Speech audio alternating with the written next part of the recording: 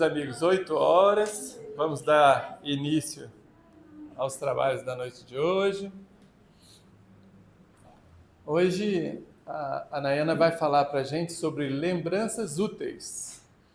Nayana é uma trabalhadora do GECA, a nossa casa-mãe. E ela vai nos dar o prazer hoje de falar com a gente. Antes de eu passar para a Nayana, eu vou falar sobre as nossas atividades. Vamos fazer uma leitura preparatória e, na sequência, eu passo para ela a palavra. Evangelização infantil todo domingo, das 9 às 11 horas. O Evangelho, leitura e reflexões. Na segunda-feira nós temos 2 horários, às 10 da manhã e às 19h30. É um evangelho bem rapidinho, feito nessa sala aqui. Quem estiver passando por perto, quiser subir aqui para participar, é aberto a quem desejar participar desse evangelho, tá? É como se fosse um evangelho no lar, tá? Aliás, gente, ó, tudo que está aqui, tudo isso aqui é aberto. Não tem nenhum trabalho aqui nesse quadro que seja fechado. São convites que nós fazemos para quem quiser participar, tá bom? Estudo sistematizado da doutrina espírita, introdução, integração à casa também, todo sábado, começa às 17 horas. A gente fala até às 18h30, mas raramente a gente consegue parar às 18h30, né? A gente vai esticando. É bom. Palestra pública seguida de passe, toda quinta-feira às 20 horas. Até cabe um avisozinho aqui que nós vamos mudar um pouquinho aqui a forma do nosso passe. O passe é aqui na sala ao lado. Então, no final, quem desejar tomar o passe, fica sentadinho aqui esperando para ser chamado para o passe. E na sequência, terminado o passe, a pessoa passa ali, pega uma aguinha fluidificada e se retira, por favor. Se quiser bater um papinho, senta ali fora no corredor, porque a nossa casa é muito pequenininha. E aí está tendo muito tumulto de pessoas aqui nessa área anterior, conversando, e atrapalha o passe, né? Então, para evitar isso, a gente faz... Vamos tentar. É uma tentativa para ver se vai dar certo assim, tá bom? O nosso bazar beneficente funciona na sala 216, aqui no final do corredor. É presencial e é online. Funciona todos os dias da semana, só que os horários têm que ver com as voluntárias, através daquele número de telefone ali. Chocolate fraterno na primeira quarta-feira do mês, às 20 horas. Aliás, a próxima quarta-feira já é a primeira quarta-feira do mês. Já vamos ter o chocolate fraterno, tá? Quem quiser participar é lindo, viu, gente? A gente vem até aqui nessas salas um pouco antes das 20 horas. A gente se reúne aqui, a gente já traz um lanche pré-preparado, um chocolate, um sanduíche, suco, o que for, o que você desejar trazer.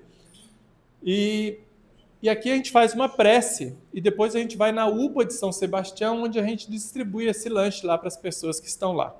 Sejam aquelas que estão aguardando atendimento, médicos, atendentes, motorista de ambulância, transeunte lá, moradores de rua, que já nos conhecem pelo nome.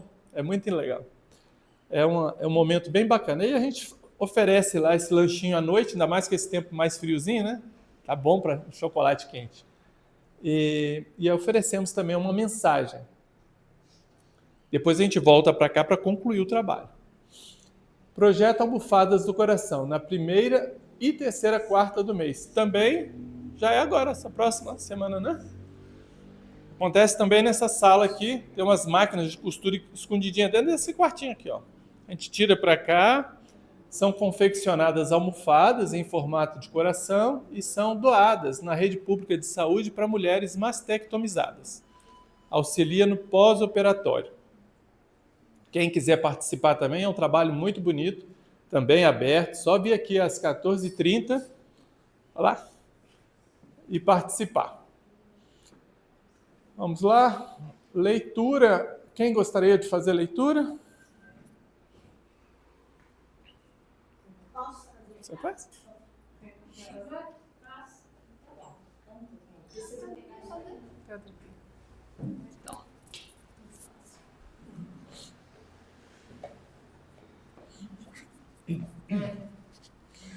Lembranças úteis.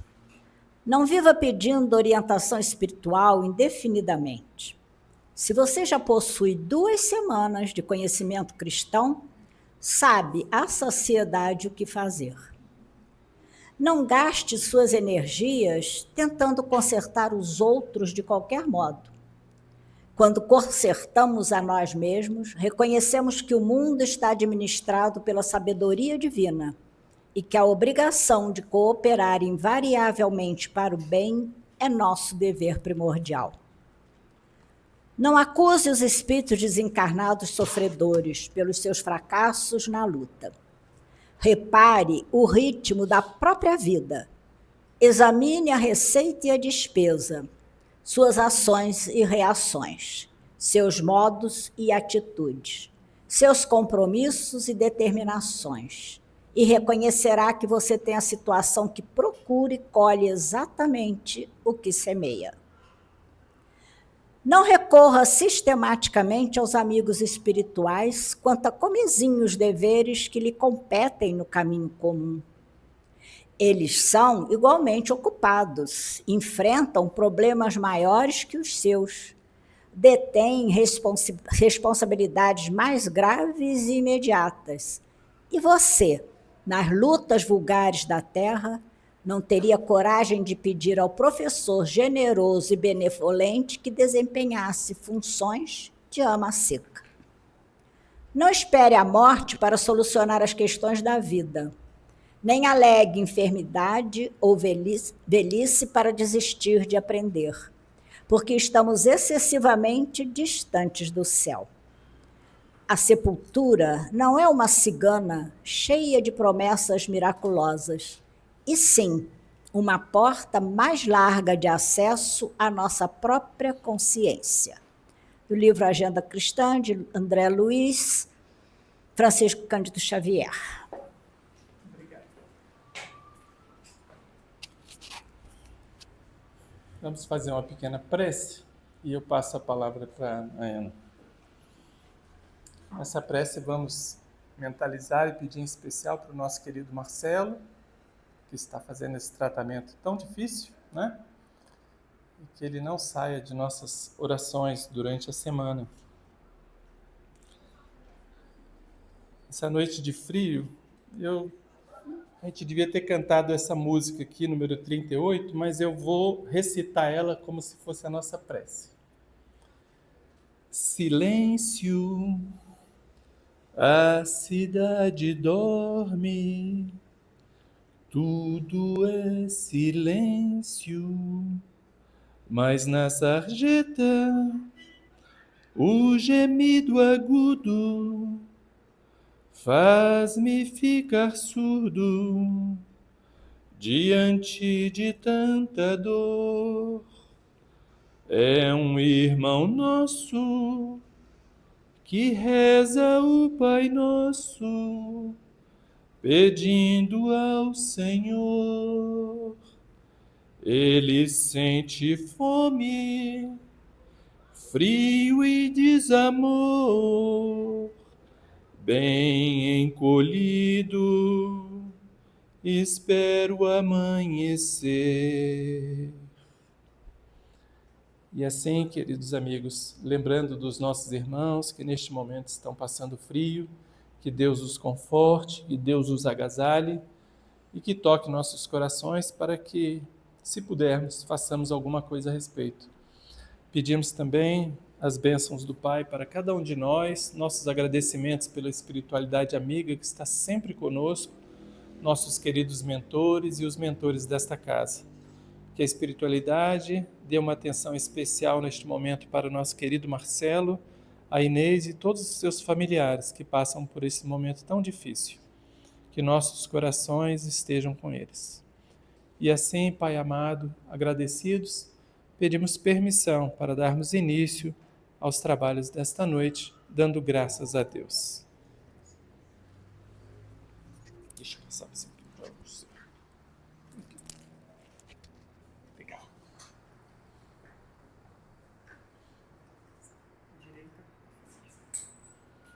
Boa noite para vocês. Deixa eu ficar para cá para não atrapalhar. A mensagem inicial que a gente leu é justamente o tema da palestra. E qual que foi o pedido que nos foi feito? Que a gente tratasse aquela mensagem de uma forma um pouco mais profunda, que a gente fizesse algumas associações entre a mensagem e alguns aspectos da nossa vida. E para começar, tem algo muito interessante. Esse livro, o livro Agenda Cristã, ele é um livro pequenininho que tem essas mensagens curtinhas. E se a gente olhar lá no prefácio do livro, a primeira mensagem que tem é uma mensagem de Emmanuel. E ele explica o motivo do livro. E ele fala o seguinte, que esse livro Agenda Cristã, ele foi feito, ele foi formatado pensando nas nossas rogativas de algumas instruções, de algumas dicas, de alguns posicionamentos para nos auxiliar na nossa caminhada. Então, todas as mensagens desse livro nos geram algum tipo de reflexão e reflexões mais simples que a gente possa levar para o nosso dia a dia, que a gente possa levar para essa jornada que a gente vive ao longo do tempo que a gente está encarnado. E aí, pensando na expectativa ou na ideia do livro, que a gente vai trabalhar hoje, tentando trazer dessa mensagem que foi lida, quais aspectos que a gente pode utilizar no nosso dia a dia, no nosso cotidiano. O que a gente se aplica ao que a gente tem, ao que a gente faz. Aí eu copiei o texto, caso a gente não fosse ler, mas eu vou pular essa tela. E aí vem a primeira pergunta para vocês. Qual que é o nosso propósito como espírito encarnado? Lembrando que o espírito é o ser pensante da criação. É a nossa origem divina, filhos do Altíssimo. Que fomos criados simples, ignorantes, mas que a gente foi destinado à perfeição, ao belo. Como a gente até cantou mais cedo, observar, sermos capazes de observar a beleza das crianças, a beleza do universo, a beleza, às vezes, de uma abelha, que muitas vezes causa até alguns transtornos, que a gente consiga observar a beleza onde estivermos. Foi para isso que a gente foi criado. A gente que está aqui num ponto privilegiado de Brasília, quando chegar agora a lua cheia, a beleza de uma lua nascendo aqui numa vista maravilhosa. É para isso que a gente foi criado, mas muitas vezes a gente esquece essa nossa origem divina, a gente esquece essa importância que o espírito tem e acaba dando uma importância além do necessário para a matéria. E qual que é a jornada de cada um aqui? Nesse período que a gente está passando encarnados, convivendo com as pessoas, tendo algumas dificuldades, tendo algumas alegrias, qual que é o meu propósito? E aí, com base no texto, a gente tem alguns itens. O primeiro é o aprendizado espiritual. Tudo que a gente vive, de coisas boas e ruins, nos trazem experiências, nos trazem aprendizados, nos trazem formas de refletir a vida. E esse aprendizado, ele é em todos os aspectos. Ele é o aprendizado, desde esse aprendizado de eu aprender a ler, a escrever, é o aprendizado de eu fazer um trabalho manual, que para mim vai ficar para a próxima encarnação, porque eu não tenho talento nenhum para isso, mas também é o aprendizado de eu entender o que eu sinto. É o aprendizado de eu saber por que eu fico triste em algumas situações. É o aprendizado de eu saber perdoar. Como é que eu faço para perdoar alguém que me machucou? Porque não é simples, ou melhor, não é fácil. Então é aprendizado em todos os sentidos. E são pequenas experiências que às vezes a gente parece que não faz sentido nenhum elas, mas elas vão se acumulando, elas vão nos fortalecendo. O segundo aspecto é auxiliar na obra divina. quando a gente olha no livro dos Espíritos, a gente percebe que a nossa encarnação ela serve para a nossa melhoria. Mas tem uma lei lá, que a gente passa meio desapercebido, que é a lei de sociedade. Que a lei de sociedade fala o seguinte, que a gente só consegue caminhar em conjunto. Não adianta eu ir correndo e deixar os outros para trás, porque depois eu vou ter que retornar para ir dando a mãozinha e caminhar em conjunto. Por que que isso é importante? Porque Deus está em todos os locais, mas Ele só consegue fazer todo esse cuidado, todo esse amparo, através de nós outros aqui nos ajudando. A responsabilidade da minha jornada em relação à minha vida. Mas eu posso contribuir, ou às vezes eu posso até atrapalhar a vida do outro. Então, a importância de auxiliar na obra divina é porque a partir do momento que eu me predisponho para vir num trabalho voluntário, para entregar chocolate numa instituição, eu estou transformando em muito a noite de uma pessoa. Quando eu venho aqui para fazer a almofada, que vocês não sabem nem para qual instituição vai, é um momento que alguém que está passando por uma dor, que ela vai virar e falar assim, nossa, eu estou sendo cuidado. Então essa é a ajuda que a gente dá na obra. Isso tudo para a gente chegar numa perfeição, que está difícil da gente entender ainda essa perfeição, porque é muito longe.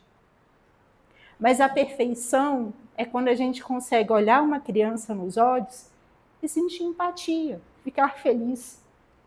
A perfeição, às vezes, são pequenas coisas, mas que quando a gente vive, elas nos enchem de alegria, de amor, de tranquilidade.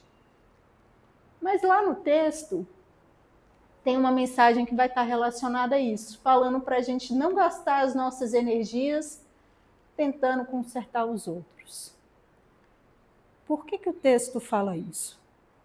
Porque muitas das vezes a gente gasta mais tempo dando palpite e julgando a vida do vizinho do que cuidando da nossa jornada. A gente sabe se o vizinho trocou de carro, a gente sabe se o vizinho casou, se o vizinho separou, a gente sabe o que aconteceu na casa do vizinho e o que acontece na nossa casa. O que acontece no nosso coração. Eu só consigo ajudar, eu só consigo me melhorar se eu conseguir cuidar de mim. E cuidar de mim, às vezes, é ir no médico quando precisa, mas cuidar de mim é participar de uma instituição voluntária. Cuidar de mim é eu ver as diversas instâncias da minha vida e dar as atenções conforme a necessidade. Às vezes, cuidar de mim é eu cuidar de um neto que no final eu estou exausta. E outras vezes, cuidar de mim é simplesmente eu ficar em casa assistindo um filme para eu relaxar. Então, a gente precisa deixar um pouco o outro fazer a escolha dele, o outro seguir com a vida que ele achar que ele deva seguir, e nós auxiliarmos conforme nós pudermos, mas sem tomar a dianteira ou tomar as rédeas da vida da pessoa. Porque a partir do momento que eu consigo cuidar e me melhorar, eu consigo ajudar da melhor forma possível. Porque eu já tenho compreensão, porque agora eu tenho uma outra vivência, uma maturidade, e eu não imponho. Eu estou ali só contribuindo. Mas o texto vai seguir e a nossa vida também. E vem uma pergunta. Eu conduzo a minha vida? Ou eu deixo os outros decidirem por mim? Quem que na prática é responsável pela nossa jornada? Na hora que eu tomo uma decisão, sou eu que tomo? E se a decisão não dá certo? Eu olho para o espelho e falo assim, a responsabilidade é minha? Ou não? A responsabilidade é do filho, do marido, do chefe, do cachorro. De quem que é a responsabilidade real no nosso dia a dia? Não da teoria, mas no nosso dia a dia. Quem que comanda a nossa vida?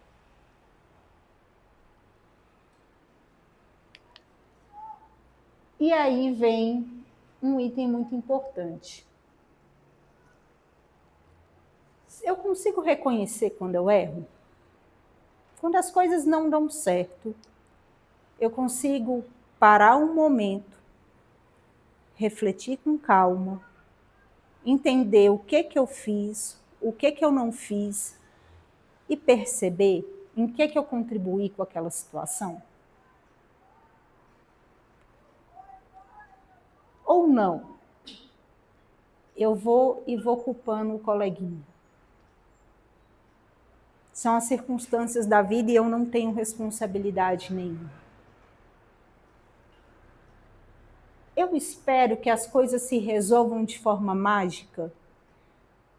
Ou quando eu observo um problema, uma situação, eu busco as soluções devidas, conforme deve ser. E são questões simples, mas quando a gente começa a observar com calma a nossa jornada, a gente percebe que muitas das vezes a gente deixa a nossa responsabilidade ir. E o impacto disso, no longo prazo, é que muitas das vezes a gente perde a nossa própria identidade. Porque se eu paro de escolher as coisas que eu gosto e eu abro mão, alguém está fazendo isso por mim. Mas está fazendo da melhor forma? As escolhas refletem o que eu gosto? Ou nem tanto? E aí tem um item que o texto traz, que talvez para nós espíritas seja o mais importante. Que ele fala para a gente não acusar os espíritos desencarnados, sofredores pelos fracassos na luta. Quantas vezes a gente fala que é obsessão? É o obsessor. E é um espírito aqui que está me atormentando. Eles nos obsidiam muito porque a gente vincula com eles. A gente escolhe as vibrações que a gente deseja ao nosso lado, pelos nossos pensamentos, pelas nossas atitudes, pelas palavras que a gente utiliza no nosso dia. Então, se a gente está cheio de espírito obsessor, vindo no centro, trabalhando, eles estão sendo ajudados nas diversas reuniões, mesmo que não tenha uma reunião mediúnica exatamente aqui, eles estão sempre sendo ajudados pela equipe. E a equipe está sempre nos ajudando. Todos nós temos um anjo da guarda, pelo menos um espírito bom ao nosso lado, temos os nossos familiares que já desencarnaram, que estão ao nosso lado, temos outros amigos de outras existências que nós não nos lembramos, mas que estão ao nosso lado. Então a gente tem uma quantidade gigante de espíritos bons nos cercando. Mas a gente teima em falar que tudo é culpa do obsessor. O obsessor influencia? Influencia, porque todos os espíritos nos influenciam. Mas não é só eles que nos influenciam. O que a gente escuta influencia, os livros que a gente lê, o que a gente assiste na internet influencia, tudo nos influencia. E a gente tem a capacidade de escolher o que eu quero ler, o que eu quero ouvir, com quem eu quero conversar, com quem eu posso conversar só um pouquinho na hora que começou a falar o que não devia. Ah, tá bom, aqui eu tenho outro compromisso. E a partir daí a gente vai filtrando. O que a gente não pode é ficar delegando para os outros, nesse caso, para os espíritos, algumas decisões que são nossas. Alguns caminhos que são da nossa escolha. E o texto segue e tem lá falando que a gente sabe muito, mas pratica pouco. A gente ainda está no aquecimento.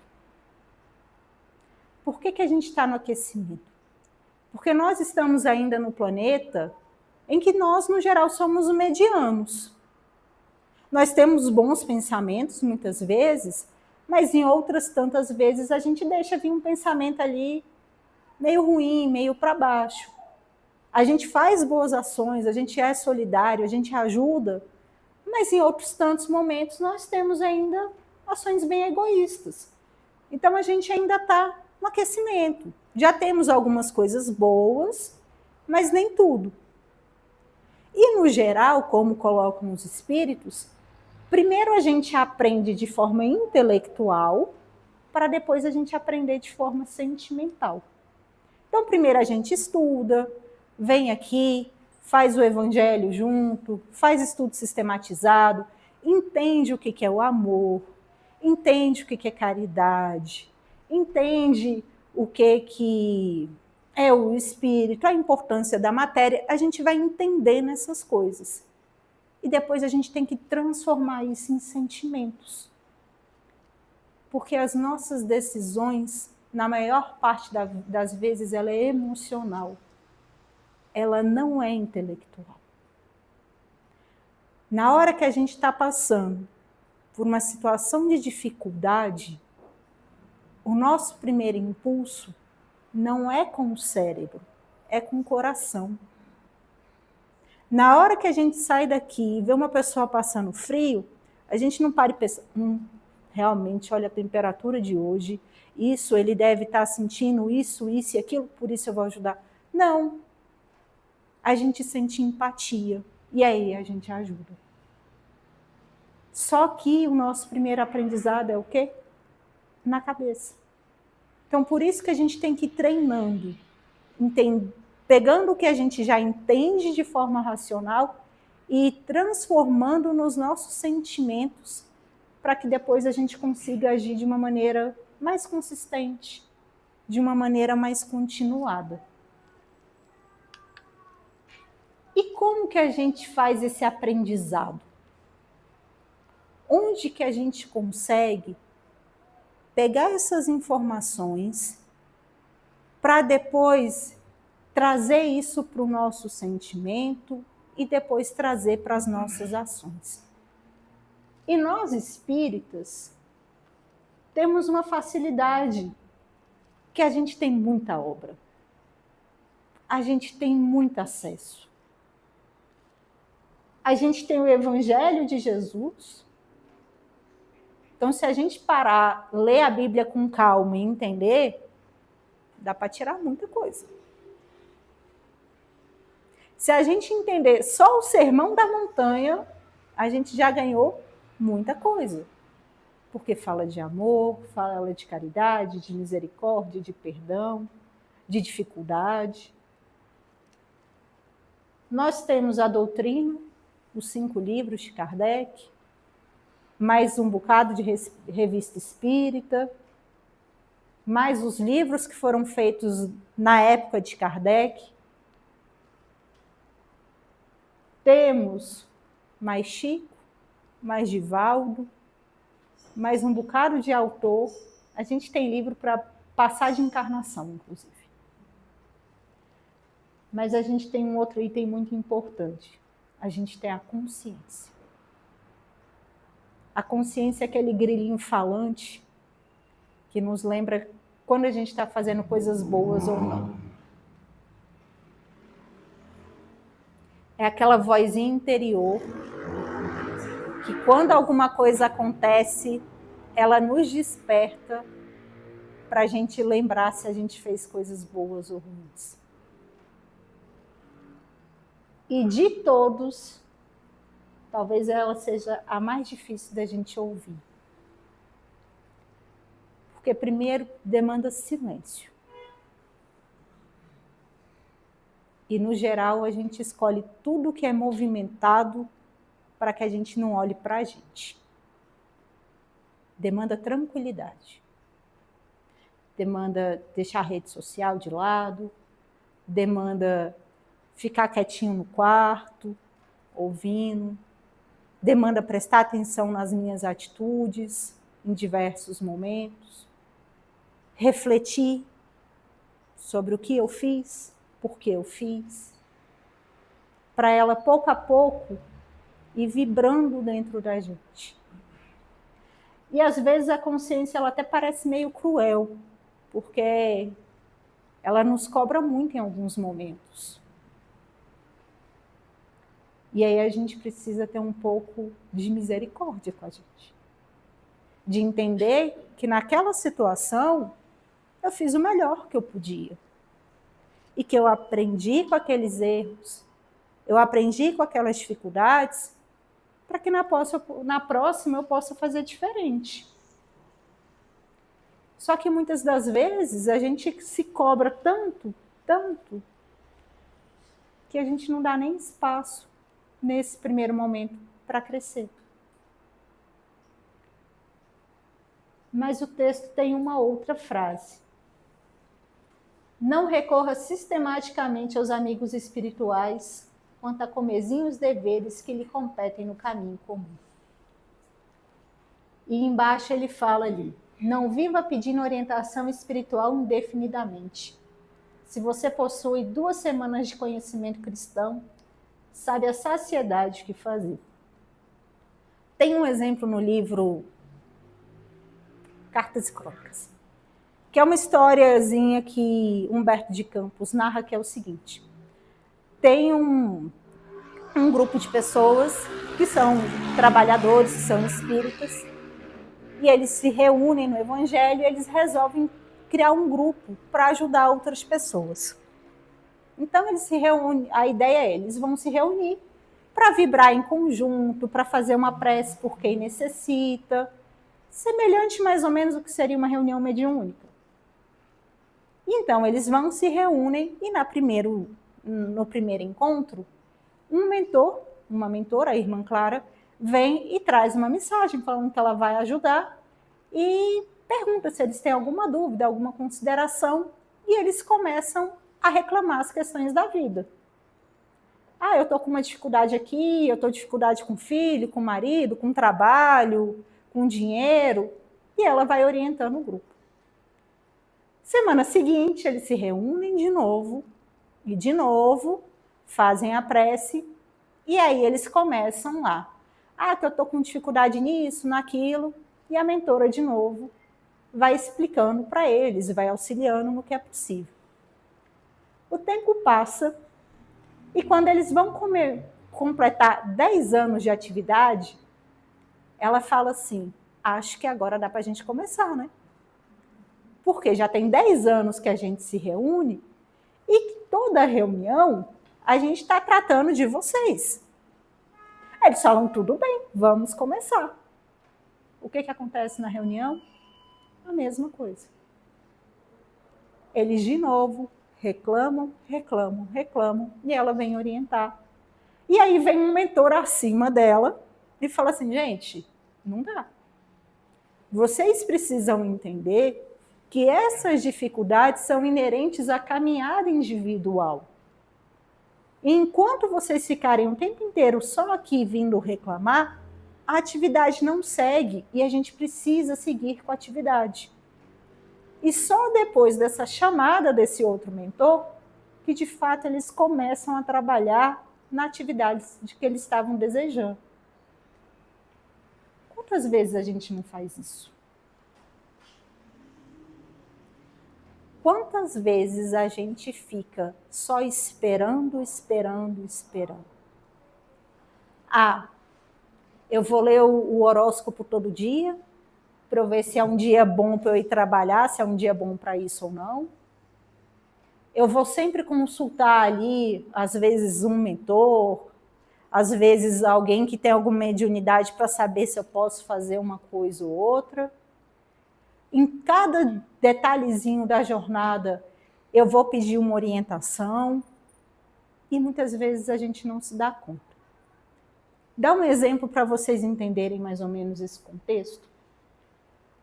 Quando a gente tem uma criança pequena, que ela está começando a andar, a gente segura nas 2 mãozinhas dela para ela dar os primeiros passos. Quando ela está um pouquinho maior, a gente segura numa mão só e ela começa a andar.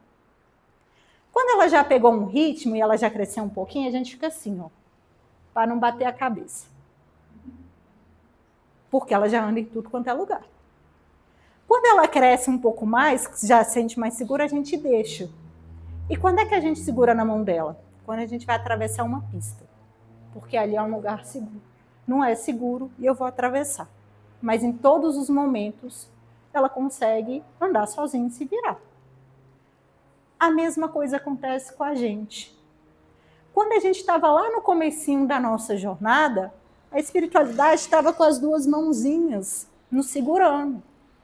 Só que a gente já não está nessa fase. A gente está na fase de que a gente precisa de apoio quando a gente vai atravessar a pista. Na nossa jornada, no nosso dia a dia, nós já temos consciência, já temos evangelho, já temos leitura para conseguir caminhar a nossa jornada da melhor forma possível. Nos momentos de dificuldade, é importante que a gente dê a mãozinha mesmo. Mas no restante, é como se a gente estivesse voltando a ser crianças pequenininhas que queremos ter as duas mãozinhas dadas, mas a gente já é um pré-adolescente. Então, nós já temos essa liberdade de escolha.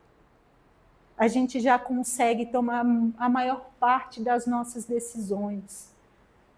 Não significa que estamos sozinhos. Significa que nós já temos autonomia para muita coisa. E da mesma forma que um pai, uma mãe, para e ajuda um filho que já tem seus 30, 40 anos, a espiritualidade para e nos ajuda quando a gente precisa.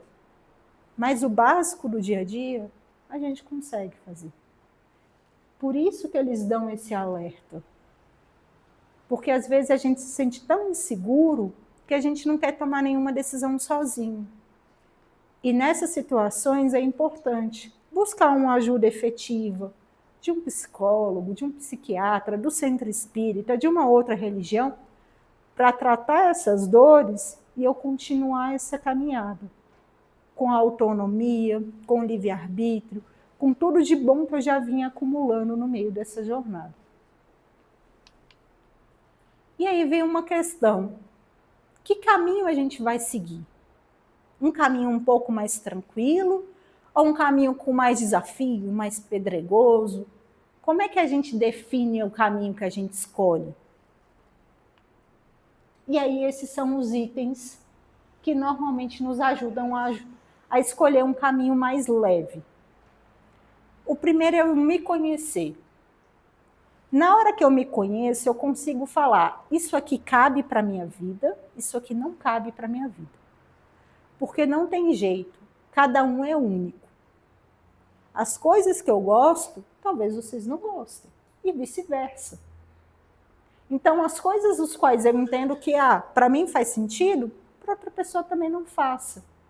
Mas a gente precisa entender o que eu gosto, o que eu não gosto, o que me faz bem, o que eu de jeito nenhum. Não adianta, isso aqui não é para mim. E a partir daí vai ficando mais fácil de eu direcionar. O segundo é perdoar. Tanto perdoar aquelas pessoas que nos machucaram, porque na maior parte das vezes a gente machuca os outros sem a intenção, a gente acha até que está fazendo bem, a gente está com a intenção de ajudar, mas não deu certo. E muitas das vezes eu preciso me perdoar. Eu preciso olhar para mim mesmo e observar assim: cometi esse erro, já aprendi, não vou cometer de novo, e deixa para lá. Porque se a gente ficar só na culpa, na dor, no ressentimento, o próximo passo a gente nunca dá. O terceiro item, que eles andam juntos, é o trabalho útil e os vínculos sociais. O Evangelho fala que qualquer trabalho, qualquer ocupação útil é trabalho. E é muito importante a gente entender isso. Porque esse trabalho não é só o que a gente vai fazer lá no nosso ambiente de trabalho corporativo, e também ultrapassa esse trabalho que às vezes é muito cansativo e constante, que é o trabalho que a gente tem dentro de casa. Porque fazer uma casa funcionar Às vezes demanda muito mais energia do que sair para trabalhar. Mas ele entra, por exemplo, eu tirar 1 hora para estudar é trabalho. Eu tirar um momento para eu fazer uma boa leitura é trabalho. Quando eu vou, e às vezes faço ali um crochê, faço um trabalho manual que eu vou ajudar outra pessoa, é um trabalho muito grande e muito importante. E às vezes a gente desmerece esses pequenos trabalhos. A gente não dá o valor que eles têm, e eles têm muito valor. E os vínculos sociais, porque quem mora aqui sozinho de verdade? Quem consegue sobreviver sem ninguém? Ninguém. Se a gente caísse numa ilha deserta hoje, não dava certo. Porque a gente não sabe plantar, colher, fazer comida, arrumar uma roupa, construir uma casa, transformar uma água em água potável. A gente precisa da sociedade para poder funcionar. A gente precisa que alguém venha e conserte a nossa casa quando ela não está funcionando bem. Da mesma forma que a gente precisa de um médico, se a gente não é médico. A gente precisa de uma série de atividades que nós não conseguimos fazer isoladamente. E esses vínculos sociais ultrapassam isso. É aquela sensação de pertencimento, de que se eu precisar de alguma coisa, tem alguém para me dar a mão. E se o meu amigo, se o meu companheiro do Jeicão, se o meu filho, se o meu sobrinho, se o meu neto precisar de ajuda, ele tem a quem recorrer. Mas isso só é possível quando a gente cria vínculos verdadeiros. O celular ajuda muito, mas vir aqui, se encontrar presencialmente, olhar no olho de alguém, sentar, conversar, trocar uma ideia, faz um bem danado. E a gente acaba não dando o devido valor nessa correria que a gente vive. No fim de semana, receber a família em casa é cansativo? Muito cansativo. Mas dá aquela sensação de estar junto. E isso vai nos fortalecendo ao longo do tempo. E a mensagem que ele traz, que é para a gente não esperar a morte para solucionar as questões da vida. Nem alegar enfermidade ou velhice para desistir de aprender. Muitas das vezes, pelas circunstâncias da jornada, a gente deixa sonho de lado, a gente deixa desejos de lado, a gente prioriza família, prioriza trabalho, e alguns aspectos que são importantes a gente vai deixando no meio do caminho. Só que em outros momentos a vida nos dá a possibilidade de ter tempo, de ter uma condição financeira melhor, e a gente poderia retomar alguns sonhos. Mas vem esse pensamento, já estou velho. Para quê? Para que eu vou aprender a cantar? Para vir aqui, antes da reunião, e cantar. Para que eu vou aprender a tocar um instrumento? Para você se sentir útil, trabalho útil. Para que eu vou aprender, ir na academia, aprender a dançar? Coisa de adolescente. Mas faz tão bem movimentar o corpo. Para que eu vou ficar lendo texto, aquela letrinha pequenininha? Mas faz tão bem para a mente esses novos conteúdos. E o alerta que eles fazem é que a gente está excessivamente distante. O que ele quer dizer com isso? Tem muita coisa para a gente aprender e muita coisa muito legal. E às vezes não é fazer uma nova faculdade, não é isso. Às vezes são pequenos aprendizados de como que eu cuido melhor de um jardim que eu já tenho. Como que eu ajudo, às vezes meu neto está lá, como é que eu ajudo esse menino a fazer tal coisa? São esses pequenos aprendizados da vida que eles vão se somando, que eles vão se lapidando dentro da gente para a gente se aproximar. Porque lá no final, quando a gente estiver lá no nível de Jesus, a gente vai ter aprendizado de todos os tipos, de todas as naturezas. E a gente pode aprender um pouquinho aqui. Não tem necessidade, não é para virar expert, nada disso. Mas é para a gente começar a aproveitar esses momentos da jornada da melhor forma possível. E o outro item que ele fala ali é que a sepultura não é uma cigana cheia de promessas miraculosas, mas uma porta mais larga de acesso à nossa consciência.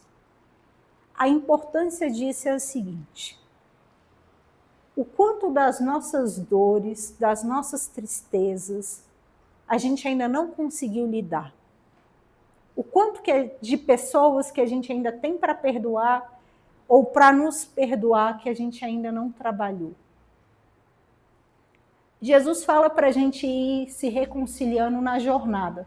A gente sabe que essa jornada ultrapassa essa vida material. Ela vai ali no plano espiritual até as próximas encarnações. Mas se eu tenho a possibilidade de minimizar os problemas, de preferência de resolvê-los, vamos fazer isso. Eu fui no médico recentemente, ele virou para mim e falou assim: você precisa emagrecer. Eu sei. Aí ele falou assim: hoje em dia, os jovens, eles vão viver até uns 120 anos. Você não precisa ficar mais 80 e poucos anos carregando esse peso. A mesma coisa vale para as nossas dores. A gente vai viver mais um tantão para a eternidade. A gente não precisa ficar carregando muitas das dores que a gente carrega. Muito de alguns sentimentos negativos. E hoje a gente tem uma consciência muito melhor sobre isso. A gente hoje já consegue valorizar um psicólogo, um psiquiatra. Não é mais coisa de doido, nunca foi. Mas a gente tinha muito preconceito. A gente já consegue hoje entender a importância de uma conversa franca com alguém. Então, muitas vezes a gente está carregando dores nos nossos ombros, que um olhar sincero e um pedido de desculpa pode ser que minimizasse. Mas por medo e outros tantos itens a gente acaba não fazendo. Porém, tentar resolver isso aqui facilita muito quando a gente estiver do lado de lá, quando a gente estiver no plano espiritual. Porque tem menos questões para a gente resolver. Por isso o alerta. E aí, para finalizar, até porque já está dando a nossa hora, o que eu posso fazer hoje? Hoje a gente agora é 10 para as 9.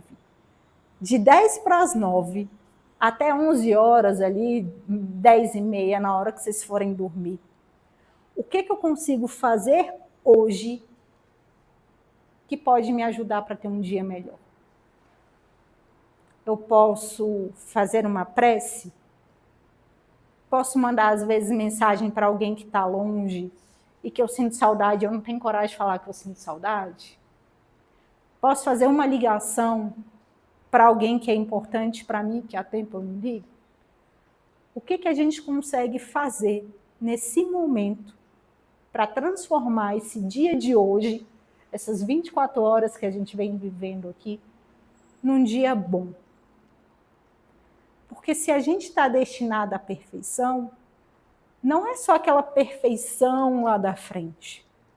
A gente está destinado a viver os nossos dias, um após o outro, da melhor forma possível. E aí eu quero que vocês, de fato, reflitam. O que eu consigo fazer hoje para que, pelo menos essa noite, eu possa falar que foi uma noite diferente e boa na minha vida pessoal. Não é na vida do coleguinha.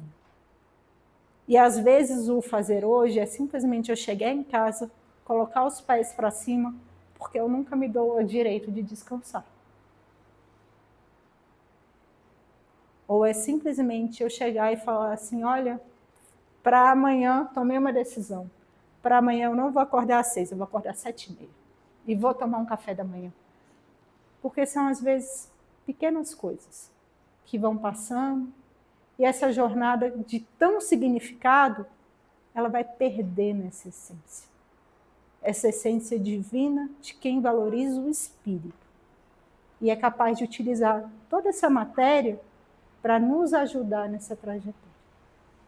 Então, que vocês tenham uma ótima noite e que vocês consigam fazer essa jornada da melhor forma possível.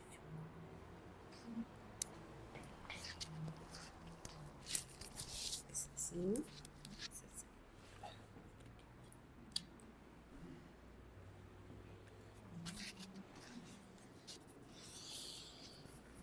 Bonitinho, né, gente?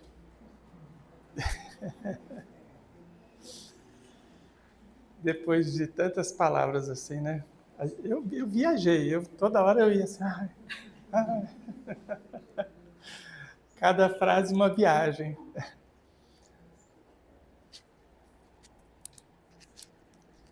Esse hoje pode ser amanhã, pode ser depois, pode ser depois. Cada dia a gente pensar nisso, né? Cada dia um hoje. Cada dia um hoje, né? Muito bem. Queridos, obrigado, queridos. Então, vamos passar para a segunda fase dos trabalhos da noite. A gente vai passar para o passe. Então, conforme nós combinamos, vamos ficar quietinho aqui em prece, vamos manter aqui a vibração. Eu vou até apagar a luz para ajudar, mas não pode dormir não, hein, gente? Ó, apagar a luz aqui um pouquinho, que fica mais tranquilo para a gente passar esses momentos. E aí a gente vai chamando para o passe. E depois do passe tem ali uma aguinha fluidificada. Aí a pessoa pode tomar e se retirar. Se quiser trocar uma ideia com a gente, conversar alguma coisa, não tem problema, a gente vai estar por aqui também. Tá bom? Arabella, faz a prece pra gente? Deixa eu passar aqui para você.